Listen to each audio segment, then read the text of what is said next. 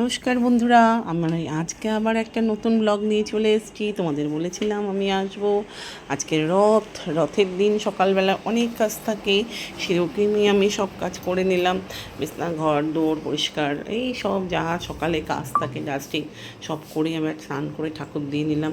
আর ঠাকুরকে আজকে দই চিড়া আম দিয়েছি, দই দিয়েছিল না, গুঁড়ো দুধ দিয়ে চিড়ে দিয়ে বাতাসা দিয়ে মেখে আম দিয়ে দিয়েছি।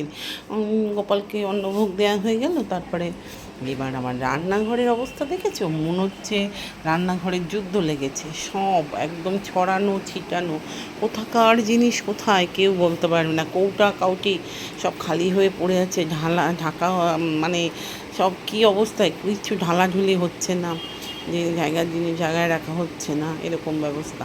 তারপরে এগুলো করতে হবে। এই যে আবার এই যে বিরিয়ানি খেতে তো আমার ভীষণ ভাল লাগে, বাড়িতেই বিরিয়ানি মশলাটা করে রাখি।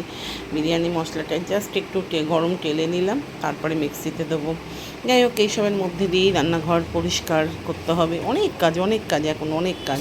কাচের বাসন সব বাইরে পড়ে আছে, আর মেয়ের জন্মদিন গেছে, প্রচুর বাসন বেরিয়েছিল, দৌড় ছড়ানো ছিটানো। আমি একটু এগুলো এখন পরিষ্কার করব। এবার ততক্ষণ আমি কী রান্না করব বুঝতে পারছি না। আগে দুদিন আগে এত মাছ মাংস দুদিন ধরে খেয়েছি, আর ভালো লাগছে না। আর আজকে রথের দিন নিরামিষ খেতে হবে, তাই কেটে কুটে নিয়ে বসে পড়লাম কী করি। তারপরে করে নিয়ে আসলাম কি ঝিঙা দিয়ে মুগ ডাল, আর ঝিঙা দিয়ে মুগ ডাল করলাম। তার সাথে আর করলাম উচ্ছে ভাজা। উচ্ছে ভাজা হয়ে মেয়ে আর মেয়ের বাবা ভীষণই ভালোবাসে উচ্ছে ভাজা। তারপরে একটা আমাদের সয়াবিনের তরকারি ছিল কষা, ওই কষাটা ছিল। আর তার সাথে করলাম আলু পটল কুমড়ো দিয়ে, আর ওই দেখো এক হাঁড়ি ভাতও নামিয়ে নিয়েছি, আর তার সাথে গন্ধরাজ লেবু। আর আলু পটল কুমড়ো দিয়ে একটা কষা তরকারি করেছে, ওই দিয়ে মানে দুপুরে আজকে চলে যাবে। আর মেয়ের বাবা এবার আবার কি করলো, আনলো দই আর দুধ। আর ততক্ষণ আমি রান্নাঘরে পুরো ক্লিন হয়ে গেছে, দেখেছো, যেখানকার জিনিস সেখানে রেখে দিয়েছি, পরিষ্কার একদম ডাস্টিং করে নিলাম।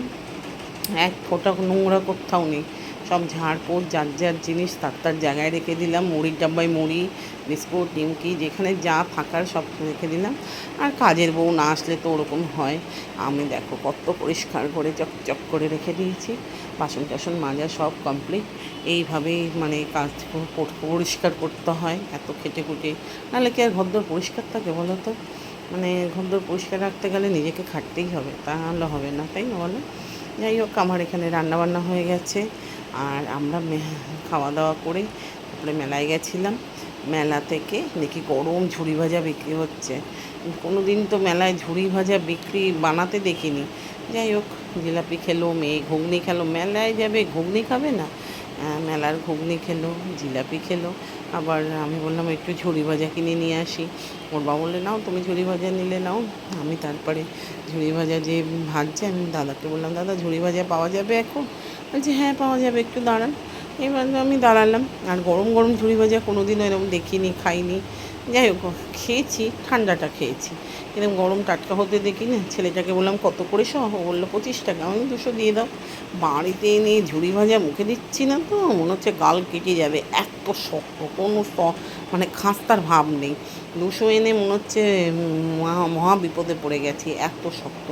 যাই হোক, আর কিছু একটু মানে মেলায় রাস্তায় বেরোবো, কিছু কিনবো না, না কিনলে তো মনটা খুশখুশ করে না।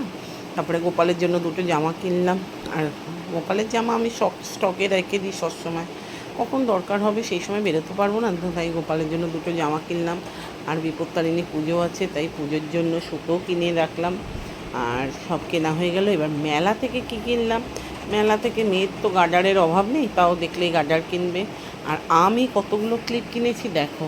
কোন ক্লিপটা সবচেয়ে সুন্দর বলো তো? কোন ক্লিপটা ভালো? আর আমি না সবসময় মেলা থেকেই ক্লিপ কিনি, কেন বলো তো? মেলায় ভ্যারাইটি ক্লিপ পাওয়া যায়।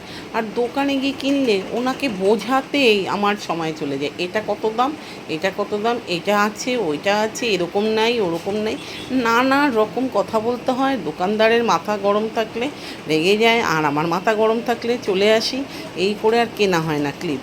এর জন্য আমি মেলা থেকে একবারে অনেকগুলো কিনি, অনেক টাকার ক্লিপ ওখানে, বুঝেছো? যাই হোক, তারপরে মেয়ে বলে আমাকে, জন্মদিনে তুমি কিছু দিলে না। জন্মদিনে কিছু দিলাম না কি, সারা রাজ্য দিয়ে দিচ্ছি তাও কিছু দিলাম না।